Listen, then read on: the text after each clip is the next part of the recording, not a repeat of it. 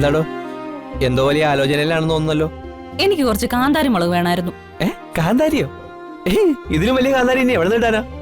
ഇതാ കുഴപ്പം. അല്ല എന്തിനിപ്പോ കാന്താരി?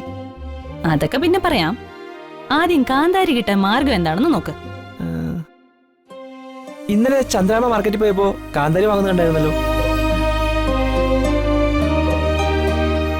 അല്ല കാര്യം പറഞ്ഞില്ല. അതൊക്കെ ഞാൻ പിന്നെ പറയാം. അതെ.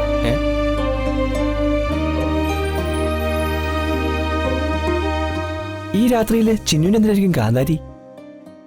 ഇനി വല്ല മുളക് ചമ്മന്തി ഉണ്ടാക്കാനായിരിക്കോ? അയ്യോ എങ്കിൽ ഞാൻ കഴിക്കില്ല, എരിഞ്ഞു ചാവും.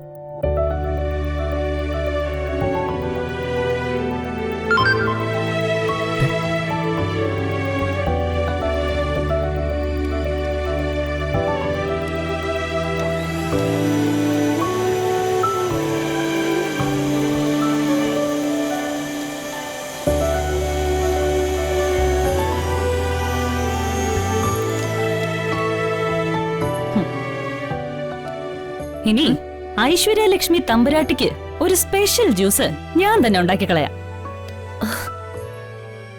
അല്ല സീതയ്ക്ക് എങ്ങനെയുണ്ട്? ഇപ്പൊ കുറവുണ്ട്. പക്ഷേ ആ സമയത്ത് ഇവിടെ ചന്ദ്രാമ്മ ഇല്ലായിരുന്നെങ്കിൽ ചിലപ്പോ എനിക്ക് എന്റെ അമ്മ നഷ്ടപ്പെടുമായിരുന്നു. ഒരു പരിചയമില്ലാത്ത ആർക്കെങ്കിലും ശ്വാസം മുട്ടുണ്ടെന്ന് കേട്ടാൽ തന്നെ നമുക്ക് സങ്കടം തോന്നും.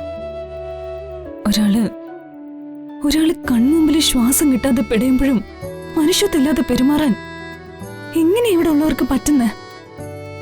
സീത ഈ അവസ്ഥയിൽ കിടക്കുമ്പോ നീ എന്തിനാ ജോലിക്ക് വന്നത്? സീതയ്ക്കൊപ്പം ഇരിക്കായിരുന്നില്ലേ? അമ്മയ്ക്ക് മരുന്ന് കൊടുത്തിട്ട് ഞാൻ വന്നത്. ഇവിടുത്തെ ജോലിയെല്ലാം തീർത്തിട്ട് ഞാൻ അമ്മയുടെ അടുത്ത് പൊക്കോളാം. ചന്ദ്രമ്മ പോയി റെസ്റ്റ് എടുക്ക. ജ്യൂസൊക്കെ ഞാൻ ഉണ്ടാക്കിക്കോളാം. വേണ്ട, ഞാൻ ചെയ്തോളാം. പറ്റില്ല പൊക്കോ.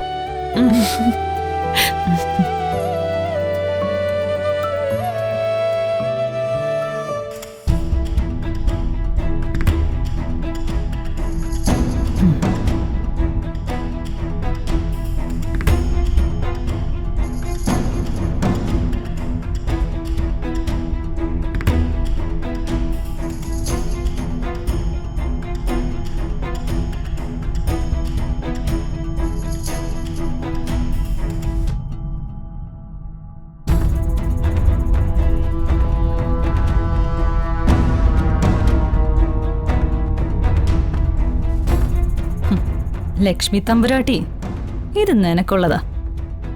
നീ എന്നും ഓർമ്മിക്കാൻ പാകത്തിന് സ്പെഷ്യലായിട്ട് ഈ ചിന്നു അനുജത്തി വക.